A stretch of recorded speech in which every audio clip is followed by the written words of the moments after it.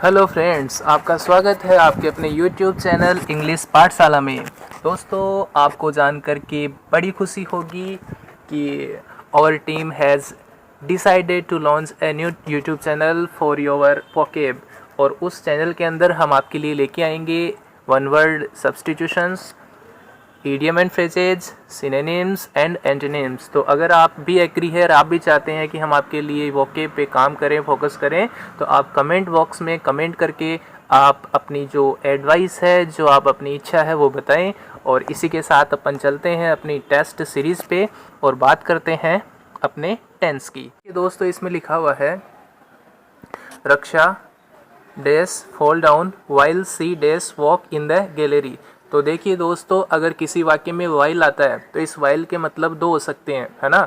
जहाँ भी सेंटेंस में वाइल आएगा, वाइल के कितने मीन हो सकते हैं? दो हो सकते हैं। एक तो हो सकता है वाइल मीन्स जब, और दूसरा होता है जबकि, ठीक है ना। तो एक तो मतलब होगा जब और दूसरा होगा जबकि।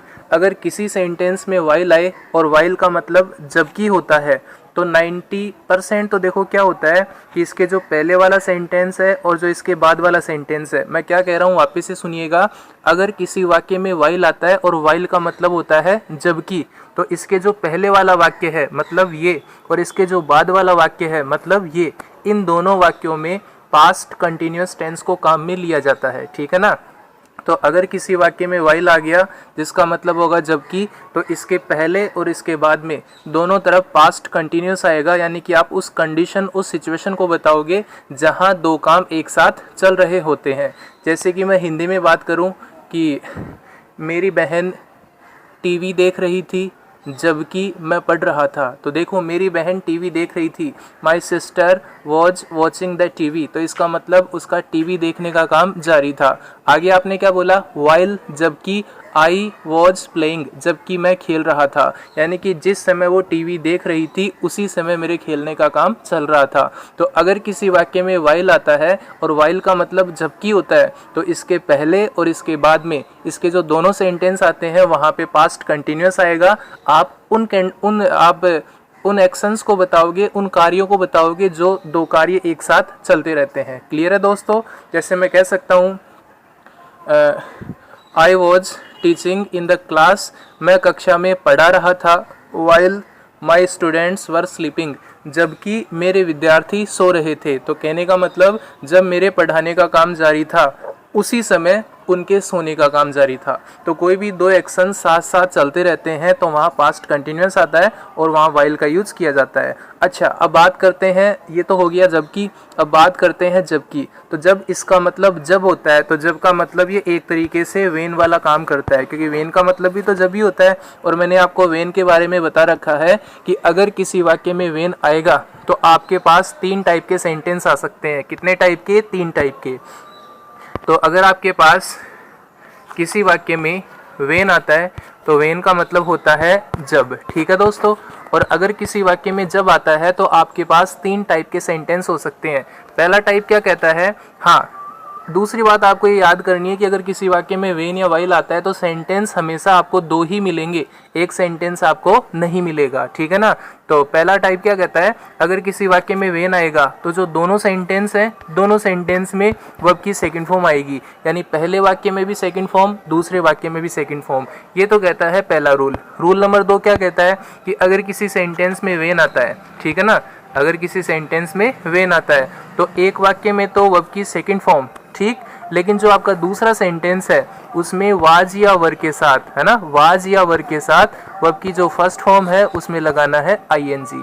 ये आपका दूसरा नियम है। पहला नियम तो क्या कि जो दोनों वाक्य आएंगे दोनों वाक्यों में सेकंड फॉर्म आएगी। दूसरा नियम क्या कहता है कि एक वाक्य में तो सेकंड फॉर्म आएगी लेकिन जो दूसरा वाक्य है वहाँ वाज या वर के साथ आपको आईएनजी दिया जाएगा। ये हो गई दूसरी कंडीशन। अब तीसरी कंडीशन क्या कहता है कि अगर किसी वाक्य में वेन आता है तो इसका मतलब तो जब होगा ही होगा, तो आपको एक वाक्य में तो सेकंड फॉर्म करनी है, हाँ बिल्कुल, लेकिन जो दूसरा सेंटेंस है वहाँ आपको हेड के साथ V3 लगानी है। क्या लगानी है? हेड के साथ V3। आपको पता है हेड के साथ V3 कौन से टेंस में आता है? पास्ट परफेक्ट टेंस में आता है। तो जो पहला वाक्य है या दूसरा वाक्य, कोई भी एक वाक्य, उसमें तो आएगी सेकंड फॉर्म और एक वाक्य में आएगी हेड के साथ वर्ब की थर्ड फॉर्म। यानी एक वाक्य तो सिंपल में और दूसरा दूसरा वाक्य परफेक्ट में। तो मैंने आपको बताया कि अगर किसी वाक्य में वेन आए तो आप 3 टाइप के सेंटेंस बना सकते हो। पहला तो वर्ब की सेकंड फॉर्म यानी कि दोनों टेंस में दोनों सेंटेंस में पास्ट सिंपल। दूसरा क्या कहता है, एक में तो वर्ब की सेकंड फॉर्म और दूसरे में वाज वर्ब के साथ आईएनजी, यानी कि एक तरफ तो पास्ट सिंपल और दूसरे में पास्ट कंटिन्यूअस। और तीसरा टाइप क्या कहता है कि एक तरफ सेकंड फॉर्म यानी कि पास्ट सिंपल आएगा और दूसरी तरफ हेड के साथ V3 आएगा। ठीक है दोस्तों, कब, जब वेन का मतलब जब होता है। तो देखिए इस वाक्य के अंदर जो आपका वाइल है ये काम कर रहा है जब का, ठीक है ना। अगर ये जब का काम कर रहा है तो फिर वो जो तीनों कंडीशन होती हैं वो V2 ING V2 V3 वाली यहाँ पे फॉलो हो सकती है। तो अब आपको देखना है कि दोनों में सेकंड फॉर्म आएगी या एक तरफ सेकंड फॉर्म एक तरफ ING आएगी, या एक तरफ सेकंड फॉर्म या एक तरफ हेड के साथ V3 आएगी। तो चलिए दोस्तों देखते हैं, सबसे पहले वर्ब्स की बात करते हैं, काम कौन कौन से हो रहे हैं। तो देखिए आपका जो सब्जेक्ट है वो है रक्षा, इसके आगे लिखा हुआ है फॉल का मतलब गिरना, ठीक है ना, और डाउन यानी होता है नीचे। उसके बाद में लिखा हुआ है वाइल जब, सी वह, डेस लगा के दे दिया आपको वॉक का मतलब चलना, इन द गैलरी यानी गैलरी में। तो दोस्तों सबसे पहले तो आपको ये देखना है कि आपके पास काम कितने आ गए, आपके पास एक्शन आ गए 2, एक तो गिरने का और एक चलने का। अब आप सोचो अगर यहाँ पे आप सेकंड फॉर्म लेते हो और इधर भी सेकंड फॉर्म लेते हो तो क्या इस काम के होते ही ये काम रिजल्ट आएगा क्या कि रक्षा गिरी फिर वो चलने लग गई? ऐसा हो सकता है क्या? नहीं हो सकता ना।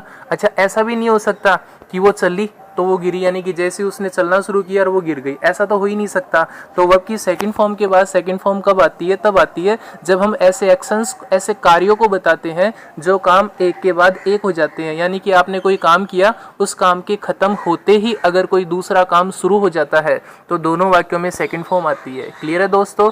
तो वो गिरी, उसने चलना शुरू किया या उसने चलना शुरू किया तो तुरंत ही वो गिर गई, तो ऐसा तो होगा नहीं, है ना। क्योंकि ऐसा थोड़ी कि पहला कदम उठाते ही वो गिर जाएगी, ऐसा तो पॉसिबल नहीं है। कोई वो 1 महीने 2 महीने या 1 साल की बच्ची तो है नहीं।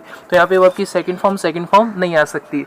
अब बात करते हैं अपन अपने दूसरे नियम की कि एक तरफ तो आएगी सेकंड फॉर्म और दूसरी तरफ आएगी वाज या वर के साथ आईएनजी। तो अब आप देखो वाज या वर के साथ आईएनजी कब आती है? आईएनजी तब आती है जब कोई काम कंटिन्यू होता है, ठीक है ना, जब कोई काम चलता रहता है। तो जब कोई भी काम कंटिन्यू रहता है, चलता रहता है, रुका हुआ नहीं होता है तो वहां पे तो आईएनजी आता है। लेकिन जो काम बाद में शुरू होता है वहां वर्ब की सेकंड फॉर्म आती है। तो काम आपके पास 2 हैं, एक तो गिरने का और एक चलने का। तो देखो कंटिन्यूअस वही हो सकता है जो लंबे समय तक चल सकता है। तो बताइए चलने का काम लंबे समय तक हो सकता है क्या? अपन ऐसा बोल सकते हैं क्या? While she was walking in the gallery, जब वो गैलरी में चल रही थी, है ना। While she was walking in the gallery, जब वो गैलरी में चल रही थी। तो रक्षा फेल डाउन, रक्षा गिर गई, क्या ऐसा हो सकता है क्या? तो मेरे को लगता है दोस्तों ऐसा हो सकता है, क्योंकि चलने का काम लंबा चल सकता है लेकिन गिरने का काम लंबा थोड़ी चलेगा कि वो आधे घंटे से गिर रही थी या वो 2 घंटे से गिर रही थी। जब वो गिर रही थी तो वो धीरे धीरे स्लो मोशन में गिर रही थी कि पहले तो 3rd फ्लोर से 2nd पे आ गई आधे घंटे में, तो फिर अगले आधे घंटे में वो 1st फ्लोर पे आ गई, ऐसे वो गिर रही थी। तो ऐसा नहीं हो सकता। जो कार्य, जो एक्शन लंबा नहीं चल सकता, इस चीज़ को भी नोट करना, जो काम लंबा नहीं चल सकता वहाँ हमेशा सेकंड फॉर्म आएगी। जो काम ज़्यादा देर तक नहीं चल सकता वहाँ सेकंड फॉर्म आएगी। जैसे किसी हाथ के या किसी अंगुली के कटने का काम, गिरने का काम, किसी को देखने का काम, है ना, किसी घर के अंदर किसी कमरे में प्रवेश करने का काम, है ना। तो ऐसे काम क्या होता है कि लंबे समय तक नहीं चल सकते हैं, और जो काम लंबे समय तक नहीं चलते हैं वहाँ पे कौन सी फॉर्म आती है? Second form. तो देखिए गिरने का काम लंबा चल सकता है क्या? नहीं ना। तो यहाँ पे तो लगाइए सेकंड फॉर्म। तो फॉल यानी गिरना और इसकी सेकंड फॉर्म होगी फेल। तो आपका वाक्य क्या होगा? रक्षा फेल डाउन, रक्षा गिर गई, ठीक है ना। रक्षा फेल डाउन, रक्षा गिर गई। वाइल जब, कब? जब C was walking in the gallery, जब वो गैलरी में चल रही थी। क्लियर है बात? तो जो काम लंबा चलेगा वो तो वाज वर्ब प्लस आईएनजी, और जो काम तुरंत होगा वहाँ पे आपकी सेकंड फॉर्म। तो मेरे हिसाब से दोस्तों आपको ये रूल समझ में आ गया होगा कि सेकंड फॉर्म क्यों आई और यहाँ पे वाज वर्ब के साथ आईएनजी क्यों आया। तो जो काम जल्दी से हो जाता है सेकंड फॉर्म, और जो काम लंबा चलता है वाज वर्ब प्लस आईएनजी। और इसी रूल को मैंने अलग तरीके से समझाया था कि ऐसा कोई भी काम जो लंबे समय से जारी है, जो कंटिन्यू है, वहाँ तो आपको पास्ट कंटिन्यूस लेना है, ठीक है ना। ऐसा कोई भी काम जो लंबे समय से जारी है वहाँ पे तो पास्ट कंटिन्यूस लेना है।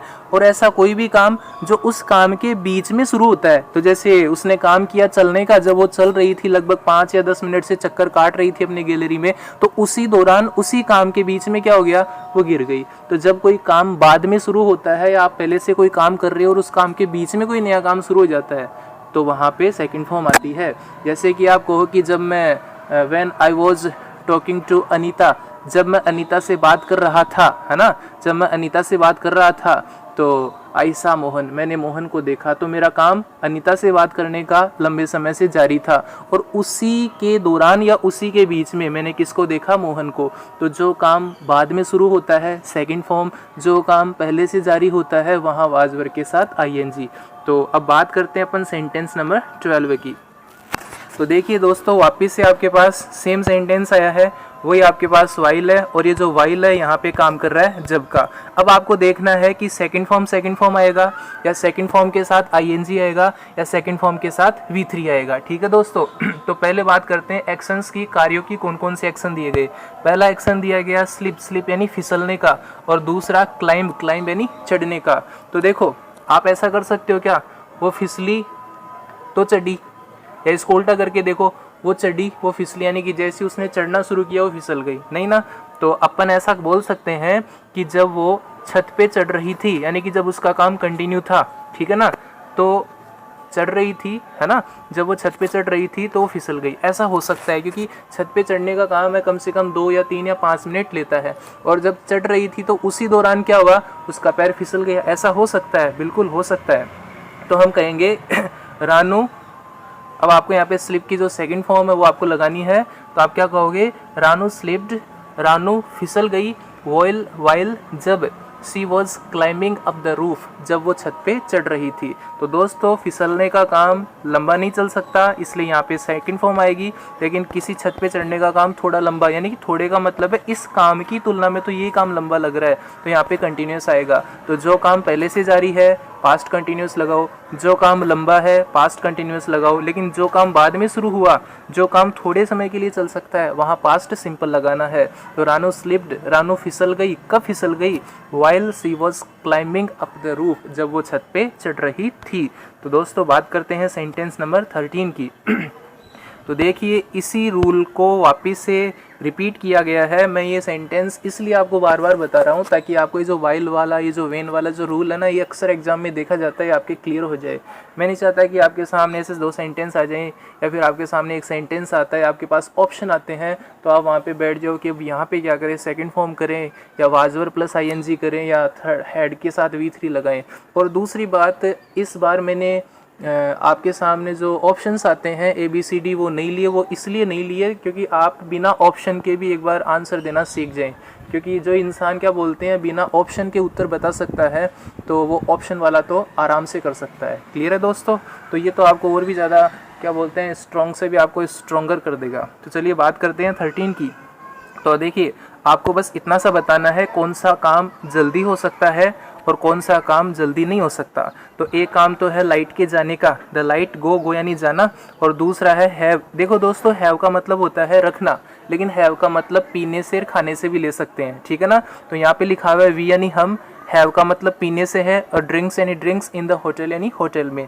तो देखो एक काम तो हुआ लाइट के जाने का, एक काम हुआ ड्रिंक्स को पीने का। तो आप बताइए कौन सा काम लंबा चल सकता है, कौन से काम को अपन लंबा खींच सकते हैं। तो आप कहोगे कि सर जो पीने का काम है वो लंबा चल सकता है, इसमें अपन 5 मिनट 10 मिनट 15 मिनट 20 मिनट लगा सकते हैं, लेकिन लाइट के जाने का काम थोड़ी लंबा खींच सकते हैं। अब आप कहोगे कि सर पिछले आधे घंटे से लाइट जा रही है, फिर मैं कहूँगी भाई तुम्हारे घर में आधे घंटे से कैसे जा रही है। आप कहोगे कि पिछले आधे घंटे से धीरे धीरे लाइट की रोशनी कम हो रही है, मतलब ये जा रही है। ऐसा थोड़ी होता है, ऐसा नहीं हो सकता है। तो लाइट के जाने का काम एक ही पल में होता है, ये काम लंबा नहीं खींच सकता, ठीक है ना।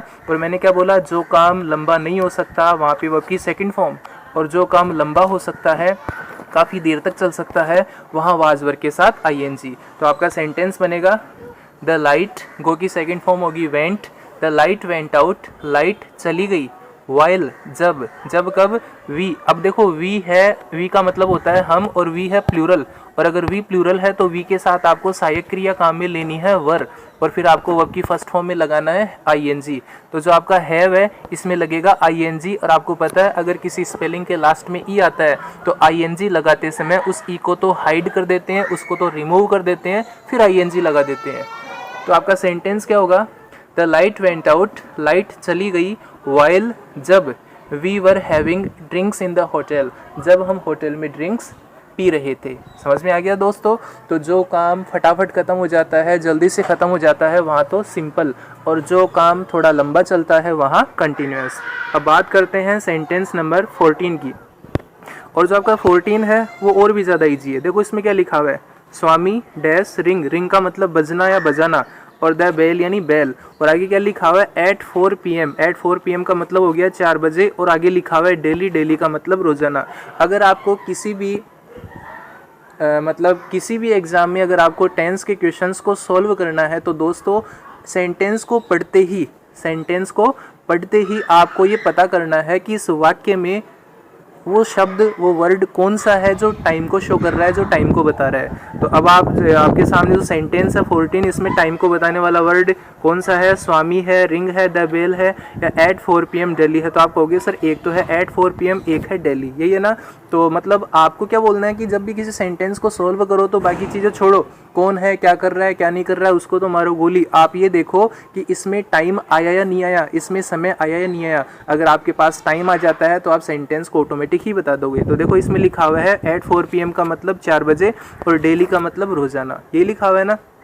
तो किसी भी वाक्य में अगर डेली आता है, क्या आता है, डेली आता है, तो जो डेली शब्द है, जो डेली है, वो प्रेजेंट सिंपल टेंस की पहचान है। कौन से टेंस की, प्रेजेंट सिंपल की। तो जहाँ पे भी डेली आएगा वहाँ आपको प्रेजेंट सिंपल टेंस लेना है, यानी कि वर्ब की फर्स्ट फॉर्म के साथ एस या ई एस लगा देना है। और आपको ये वाला रूल पता होगा, एस या ई एस कब लगता है, जब अपना सब्जेक्ट सिंगुलर होता है। सिंगुलर का मतलब एक वचन होता है। तो जब आपके वाक्य का सब्जेक्ट, जब आपके वाक्य का कर्ता एक वचन होगा तब तो वर्ब की फर्स्ट फॉर्म में एस या ई एस लगेगा। लेकिन यदि आपके वाक्य का सब्जेक्ट एक वचन नहीं है, अगर वो बहुवचन है, तो फिर एस या ई एस नहीं लगेगा, ठीक है ना। तो अगर आपका सब्जेक्ट सिंगुलर है तो एस या ई एस लगा देना, अगर सब्जेक्ट सिंगुलर नहीं है तो आपको एस या ई एस नहीं लगाना है। तो मैंने क्या बोला, जहाँ भी डेली आएगा, और डेली का मतलब होता है रोज़ाना, तो डेली शब्द कौन से टेंस की पहचान, प्रेजेंट सिंपल की। तो यहाँ पे प्रेजेंट सिंपल आएगा। तो आपका जो सब्जेक्ट है वो कौन है, स्वामी। तो स्वामी तो सिंगुलर है, और सिंगुलर है तो रिंग के अंदर आपको एस या ई एस लगाना पड़ेगा। अब आप कहोगे सर एस कब आएगा, ई एस कब आएगा। तो आपको ये रूल याद करना है।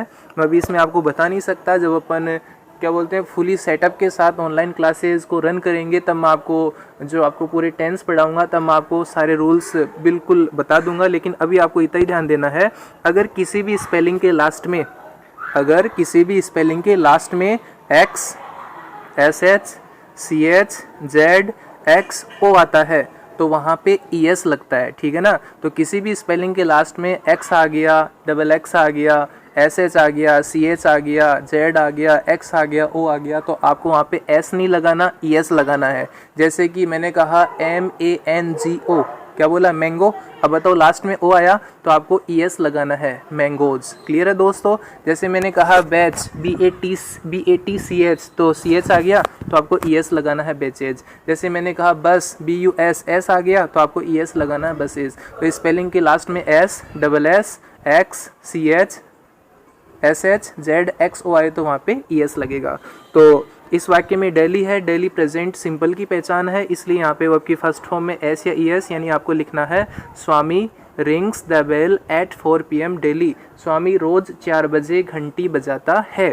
अच्छा दोस्तों, एक बात और याद करना, ऐसा कोई भी हिंदी का शब्द, ठीक है ना, ऐसा हिंदी का नहीं, जैसे कोई भी इंग्लिश का वर्ड जिसका मतलब रोज़ाना होता है, प्रतिदिन होता है, वो प्रेजेंट सिंपल की पहचान ही होता है। जैसे कि डेली यानी रोज़ाना, एवरीडे का मतलब रोज़ाना।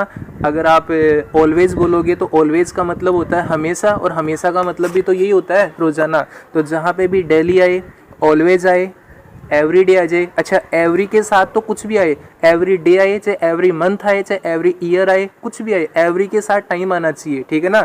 एवरी के साथ क्या आना चाहिए, टाइम। ऐसा नहीं है कि आप कहोगे एवरी रूम आ गया, एवरी एप्पल आ गया, एवरी क्लास आ गया, ये प्रेजेंट सिंपल है, नहीं।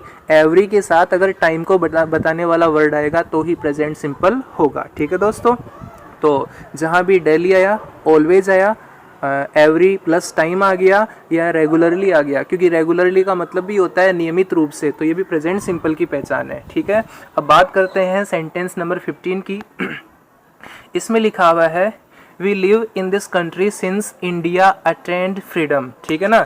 तो देखो दोस्तों, आपको पता होगा अगर किसी भी वाक्य में सिंस या फॉर के साथ टाइम आता है, ठीक है ना, ध्यान देना, ये अपना रूल, इसको थोड़ा गौर से देखना, क्योंकि ये जो रूल है ये बैंक और एसएससी में काफ़ी बार पूछ चुका है, ठीक है ना।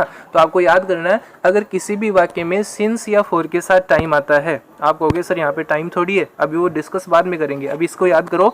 अगर किसी भी वाक्य में सिंस या फॉर के साथ में क्या आ जाए, टाइम आ जाए, टाइम का मतलब समय आ जाए, तो वहाँ पे दो टेंस आ सकते हैं। एक का नाम प्रेजेंट परफेक्ट कंटिन्यूअस और दूसरे का नाम है पास्ट परफेक्ट कंटिन्यूअस। तो पहले का नाम तो क्या बताया, प्रेजेंट परफेक्ट कंटिन्यूअस, और दूसरे का नाम past perfect continuous. Present perfect continuous में क्या होता है कि हेल्पिंग वर्ब होती है हैज़ बीन और हैव बीन, और मैन वर्ब की फर्स्ट फॉर्म में लगा देते हैं आईएनजी। और वहीं पास्ट परफेक्ट कंटिन्यूअस में क्या होता है कि जो एचवी होती है वो तो होती है हैड बीन, और उसमें लग जाती है वर्ब की फर्स्ट फॉर्म प्लस आईएनजी, यही होता है। तो अगर किसी भी वाक्य में सिंस या फॉर के साथ टाइम आए, ठीक है ना, तो वहाँ प्रेजेंट परफेक्ट कंटिन्यूअस और पास्ट परफेक्ट कंटिन्यूअस दोनों में से कोई भी टेंस आ सकता है। पहले प्रायोरिटी प्रेजेंट परफेक्ट कंटिन्यूअस को दी जाती है और बाद में पास्ट परफेक्ट कंटिन्यूअस लेते हैं। अब देखो, आप कहोगे कि सर सिंस आ गया लेकिन सिंस के बाद में टाइम नहीं है। तो देखो दोस्तों, पहली चीज़ तो आपको ये याद करनी है कि सिंस या फॉर के साथ जो टाइम आता है, ठीक है ना, जो समय आता है वो हमेशा बीता हुआ आता है। बीते का मतलब है पिछला समय आता है। जैसे आप कहोगे सिंस मंडे, यानी कि मंडे से, तो मंडे का मतलब कौन सा मंडे, वो मंडे नहीं जो आने वाला है, बल्कि उस मंडे की बात कर रहा है जो बीत गया। आप कहोगे कि सिंस 1984, तो इसका मतलब क्या होगा, 1984 से। तो 1984 कौन सा टाइम है, वो टाइम है जो आने वाला है या वो टाइम है जो चला गया। तो आप कहोगे सर 1984 तो गया। तो जो सिंस या फॉर के साथ टाइम आता है ना, वो हमेशा बीता हुआ टाइम आता है, पास्ट का टाइम आता है। आप कहोगे कि we have been living in Kishangarh for 10 years, तो इसका मतलब हो गया 10 सालों से। तो 10 साल कौन से, आने वाले 10 साल या बीते हुए 10 साल। तो आप कहोगे सर पिछले 10 सालों से। तो हम 10 सालों से, हम सुबह से, हम शाम से, हम पिछले रविवार से, हम पिछली दिवाली से, है ना, हम 2 बजे से, हम 3 बजे से। तो जहाँ भी सिंस या फॉर के साथ जो टाइम आता है वो हमेशा बीता हुआ समय ही आता है, पास्ट का टाइम ही आता है। किसका टाइम आता है, इसको नोट करना, पास्ट का। पहला पॉइंट हो गया क्लियर। अब दूसरा पॉइंट क्या है कि सिंस या फॉर के साथ जो टाइम आता है ना, वो टाइम 2 टाइप का आ सकता है। कितने टाइप का, 2। पहला टाइम तो क्या होता है कि आपको कोई भी वर्ड या कोई भी फ्रेज दे दिया जाता है। वर्ड का मतलब जैसे कि 1984 आ गया, मॉर्निंग आ गया, इवनिंग आ गया, दिवाली आ गया, यानी कि टाइम के रूप में कोई भी शब्द आ सकता है, कुछ भी आ सकता है time, Sunday, Monday, evening, morning. और कई बार क्या होता है कि टाइम के रूप में आपके पास क्या आता है, सेंटेंस आता है। सिंस या फॉर के साथ जो टाइम आता है वो आता है बीता हुआ, और उस बीते हुए टाइम के लिए 2 चीज़ें आ सकती है। टाइम के रूप में आपको कोई भी वर्ड भी दिया जा सकता है या आपको कोई सेंटेंस भी दिया जा सकता है, ठीक है ना। कोई भी वर्ड भी आ सकता है और कोई सेंटेंस भी आ सकता है। तो अब मैं एक चीज़ आपसे पूछना चाहता हूँ, सिंस या फॉर के साथ टाइम कौन सा आता है, कौन सा आता है, बीता हुआ या आने वाला। तो आप कहोगे बीता हुआ, यही बोला ना। तो सिंस या फॉर के साथ जो टाइम आता है वो बीता हुआ आता है, और बीता हुआ टाइम किसी वर्ड के रूप में भी आ सकता है और किसी सेंटेंस के रूप में भी आ सकता है, ठीक है ना। अब वो किसी वर्ड के रूप में आएगा तो मंडे, संडे, मॉर्निंग आ जाएगी। लेकिन जब वो सेंटेंस के रूप में आएगा तो बताइए वो जो सेंटेंस है वो कौन से टेंस का होना चाहिए, क्योंकि वो टाइम का काम कर रहा है ना सेंटेंस। अरे मैंने क्या बोला, सिंस या फॉर के साथ टाइम, टाइम यही बोला ना। तो टाइम के रूप में वर्ड भी आ सकता है, सेंटेंस भी आ सकता है। तो वो सेंटेंस जो आएगा ना वो कौन से टाइम का आएगा, प्रेजेंट का आएगा, पास्ट का आएगा या फ्यूचर का। तो सिंस या फॉर के साथ टाइम आता है बीता हुआ, तो सीधी सी बात है वो जो सेंटेंस टाइम का काम करेगा तो वो सेंटेंस होगा पास्ट टेंस का। कौन से का, पास्ट का। तो सिंस या फॉर के साथ टाइम आता है, टाइम के रूप में कोई वर्ड भी आ सकता है, कोई सेंटेंस भी आ सकता है, लेकिन जो भी टाइम आएगा वो हमेशा पास्ट का आएगा। तो देखो ये जो सेंटेंस है इसके अंदर सिंस के बाद में लिखा हुआ है इंडिया अटेंड फ्रीडम, ठीक है ना। तो आपके पास जो सिंस या फॉर के बाद में आया, जो आया वो कोई वर्ड नहीं आया बल्कि कोई सेंटेंस आ गया। तो बताइए सेंटेंस कौन से टेंस का होना चाहिए, क्योंकि सिंस या फॉर के साथ टाइम हमेशा बीता हुआ आता है और बीता हुआ टाइम कौन से टेंस का होता है, पास्ट का। तो ये जो सेंटेंस है ना, इंडिया अटेंड फ्रीडम, भारत ने आज़ादी प्राप्त की, ये जो सेंटेंस है ये पास्ट का सेंटेंस है, पास्ट सिंपल का सेंटेंस है जो यहाँ टाइम का काम कर रहा है। क्लियर है दोस्तों। तो अब इसका मतलब हो गया सिंस इंडिया अटेंड फ्रीडम, जब से भारत ने आज़ादी प्राप्त की। तो बोलो जहाँ भी सिंस या फॉर के साथ टाइम आएगा, यही बोला ना, तो वहाँ टेंस कौन कौन सा आ सकता है, एक तो प्रेजेंट परफेक्ट कंटिन्यूअस और एक पास्ट परफेक्ट कंटिन्यूअस, यही होगा ना।